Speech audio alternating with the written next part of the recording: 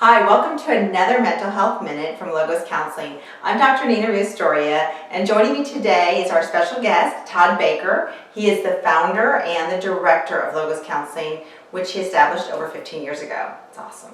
Great. So today now we're going to talk about what do you do when your arguments get so heated and you're really upset and you don't know what to do and you can't communicate the basic tools that we communicated in an earlier video. Well, number one, I will tell you, and this is something my husband and I do as well, is if it gets too heated, we know ahead of time that if my husband, for example, gets really upset, that he will walk out of the room and say, you know what, I cannot talk about this right now. I need to take a break for myself.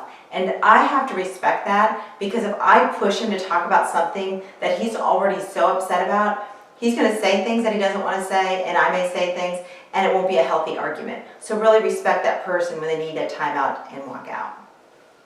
They'll walk away. Works every time. That's right. There's also touch time.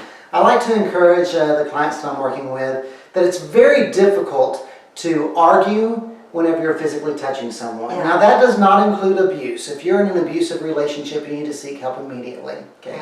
Yeah. This is in a typically healthy relationship whenever they're just simply arguing about something and they can't seem to break through that emotional barrier. What I'll have my clients do is simply sit with their knees together, and I'll have them lean in and hold hands and try to discuss the issue the best they can in that manner.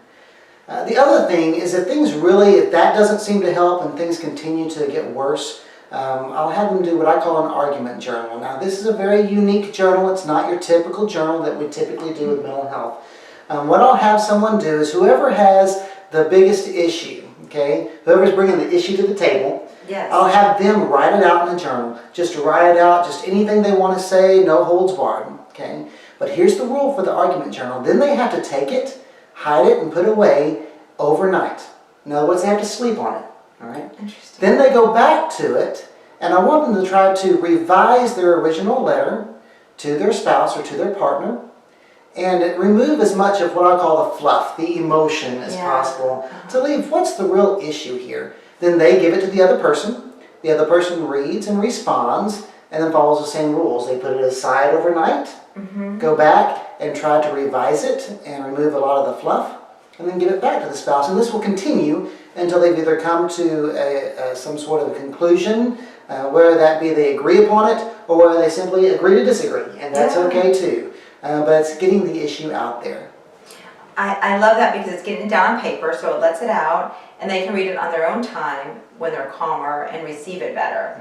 So that, and I love that touching part when they hold hands, because when you become physical with your spouse, things do seem to just be better right away. That's right. And you found it effective in your practice.